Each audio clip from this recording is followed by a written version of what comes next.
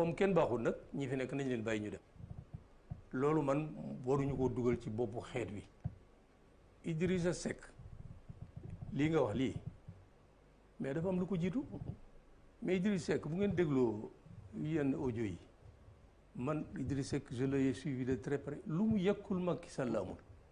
nee na jafe-jafe bu mu am problème bu mu am ak Ablaye Wade Macky Sall koy sosal Macky Sall est à la base du protocole de Rebeuss gëm ne ko fi lekk na xaalisam nangam Macky Sall du wax dëgg il ne respecte pas ses engagements ba yow li nga wax il fait appel à Dieu qui s'adresse aux croyants à vous croyants à vous qui croyez pourquoi dites-vous ce que vous ne faites pas deuxièmement c'est une énorme abomination auprès d'Allah que de dire ce que vous ne faites pas c'est exactement ce qu'il fait lii muy wax nii cette abomination ci wolof mooy nuñ ko mën a tekkee jëf ju ñaaw mooy yaay jëf ñu ñaaw ya maanaam di wax sa borom di la dégg te li nga wax wóor na la ni doo ko def dañuy wax mécréant rek lu wóor na ni doo ko def mu wax ne gëmal nit ñi ne man lu ma wax def ko par la suite lu ci xew ensuite Idrissa Seck quand même on n'oublie pas les 4 ans pendant lesquels il a été avec Wade directeur de cabinet ministre d'État directeur de cabinet du président de la République qu'est-ce qu'il n'a pas fait Mbaye Niang n'est pas Mody Niang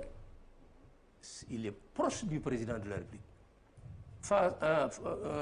devant nu mu tuddati nu ko seen loolu face to face xaw ma lu mu wax il est venu avec ses papiers ay chèques nee na lii c'est de l'argent qu'il avait dans tel compte numéro nangam dëkk sangam compte numéro nangam dëkk sangam compte numéro sang dëkk sangam bii chèque ku ko signé mu xool mu ne nangami euro bii chèque ku ko xool Idrissa Seck ba ndaw si ne ko am say kayit man kat ñemeetu ma mënu ko lii ma wax maa ko wax man Mbaye Niang bu fekkente ne weddi na ko na ma yóbbu tribunal yaa dégg Idrissa Seck ba fi votre collègue laa bindee Jean Meïssa Diop c'est lui le premier moo bind protocole il s'est engagé à donner cette bu génnee nangam bu génne bind ko ñépp kii ko il s'est tué j'ai fait ils m'ont traité de tous les noms d'oiseaux ses partisans du loola rek mais il y a des gens qui l'ont accusé ñoo xam ni ñu jege Ablaye Wade la Samuel Sarr nee na ko ça existe man xam nga ne xam naa fekke naa lépp le sulfureux colonel Malick Cissé là 3 heures du matin dem naa réunion diggante man Ablaye Wade ak Idriss Seck le protocole existe il y a un avocat l'avocat d'Ablaye Wade il y a un notaire qui défendait les intérêts il y a même Pape Sambare Diop nangam qui détiendrait loolu lépp ñëw ba procureur de la République xëy suba il se saisit de l'affaire convoqué Birahim Seck convoqué Samuel Sarr convoqué kooku pour entendre leen ba jox leen kii le soir on fait un communiqué pour dire que c'est renvoyé ici des synergies on n'en parle plus qu'est-ce que c'est que ça ce protocole de Rebeuss là mais il faut ñu leeral ko nit ñi j'ai fait une longue compte pour dire nous sommes tous coupables pour rappeler Ablaye taxaw na fii ne dem na am États-Unis denc na fa nangam dem na Allemagne denc na fa dem na ba Pays-Bas ñooña dañoo lànk ba il y a un chef religieux qui a essayé d'arranger la situation ci ñi mu waxtaanal nee na ba mu waxee Ablaye dafa ne ko xale bi duma ko génne kaso ngir dafa toje sama xaalis bu bëree mais ça il faut qu'on règle li Mbaye Niang wax na lever le défi ak leneen ku mel noonu quand même on ne peut pas nous le présenter comme voilà pour régler pour même kii boobu xam nga nee na fii bi nga ko jiiñee xaalis nee na maa ko yore parce que xaalisu réew mi la dinaa ko indi bés bu jotee ñu ngi xaar ba léegi am na excuse-moi am na loo xam ne dañuy wax loo xam nga moo doon gérer les fonds politiques de Wade il y avait 2 comptes un compte à la BICIS un compte à la Société Générale ak un compte à Paris bi ñu ko jàppee la haute cour de justice devant la commission d'instruction mais le lendemain 4 journaux en ont rendu compte il a dit dans ce cadre man sosuma man je prends mes informations dans des documents publics wala ci nit ku wax dans Dans le cadre de la gestion des fonds politiques, nous avons géré des dizaines de milliards. Il l'a dit devant le président qu'il c'est pas possible. Les fonds politiques ne dépassent pas 8 milliards. Oui, chaque fois qu'il revenait de voyage, avec des aides budgétaires, avec les machins, on les versait dans les comptes. Devant la commission d'instruction. Mangé ñeenti quotidien le lendemain ñu rendre compte dans les mêmes termes. Ensuite, devant votre collègue, moi je termine. D'accord. Mamadou Ibra Kane, grand jury. Il a dit à Ziguinchor, je suis né pauvre mais je suis devenu riche. Quand Mamadou Ibra Kane ne ko waaw yow foo jëlee xaalis bi moo ni je me suis enrichi sur la base des fonds politiques que le président mettait à ma disposition. Dégg nga li ma la waaw kooku c'est les deniers publics. On me dira c'est les fonds publics lu ko neex def mais les fonds publics dañ koy wote annuellement muy 8 milliards mais ñoom lañ doon def ca biir c'est de l'argent détourné kon enrichissement illicite la illicite dont la place naturelle est au trésor. Voilà. Là, cet argent-là, il s'est enrichi sur la base d'argent illicite. D'accord. Nous alors connaissons kenn waxul ni bu mu wax génn ci mais lii dafa nekk loo xam ni mais kenn mësu ko gis parce que bu fekkente ni da nga nekkoon dans une coalition nga ànd ak ay nit ngeen dem ci élection nga pare yéen 4 candidats yëpp ngeen toog signé ni duñu reconnaître waa ji yow ci nga noppi kenn déggatu la bi ñu la déggaatee mooy bi nga demee conseil économique et social est-ce que loolu war nga ko mën a rafetlu. non mais Pape xam nga man lan laay dénoncer cette indignation sélective. non sélective comment. sélective mooy c'est-à-dire c'est parce que lu xew non attends sélective mooy ñu ni kii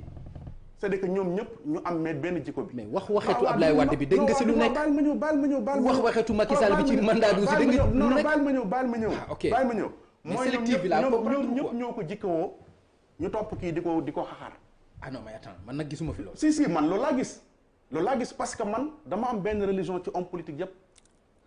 man c'est-à-dire que demain ñii di ŋaañ am abla Macky Sall bu ñu xëyee suba fekki ko du ma bett. qu'est-ce qui s'est passé tey jii ku génn ci Macky Sall dem opposition ñu ne dafa baax gis nga Amadou Ba Aly Ngouille Ndiaye Makhtar Cissé ak Mimi bu ñu demee opposition fii la nit ñi di toog di leen tàcc ñu dañoo baax tàggal leen seeni maam. su le mouvement bi amee sens contraire ku jóge opposition dem ci Macky Sall ñu xas ko ni ko dëmb la. Quelle est cette façon de voir pourquoi nit ñi bëgg ñuy imposer cette doctrine là moi je suis un homme libre man dama libre je dis que tous les hommes politiques sont pareils li ñuy wax ci Idrissa Seck moo nekk ci ñoom ñëpp koo ci xool discours am suba ak ginnaaw suba lañ doon wax tey bokkul ak lañ waxoon démb seeni jëf yi tey méngóol ak seeni jëf yi démb man dama ci def religion seen dara du ma bett. dañu ne reconnaître ñu Ablaye Wade Macky Sall bi ñu ko fale bi mu wootee Covid demuñ boo reconnaître nit bu la woowee en tant que président de la République doo ko wuyu il faut que les gens soient cohérents dans leur démarche et bu ñu woowee fii aussi ñuy wax en tant que nit ñoom te man faruma fenn moi j'ai jamais été contre avec Idrissa Seck bi may nekk xale laa liggéey Il Midi c'était le journal le plus hostile contre Idrissa Seck ma nekk xale bu ndaw nekk fa di gis di suivre di xool kon tey su ma toogee di wax li may wax li ma gëm laay wax parce que Idrissa Seck yorul sama dara il ne paye pas mon café mais je suis contre cette indignation sélective boo demee ci Macky ñu tam la dem boo jógee ci Macky mais Thierno Alassane Sall ñaata yoon la défendre le contrat de Franck Timis wax ni li Aliou Sall def c'est normal vidéo yaa ngi ci internet bi boo fa génn ci Macky dem opposition nit ñi di ko tàccu Abdoul Mbaye sama grand frère mais il a fait premier ministre Macky lu mu waxul ci plan Sénégal émergent ba mu génnee la ci la nit ñi ku baax la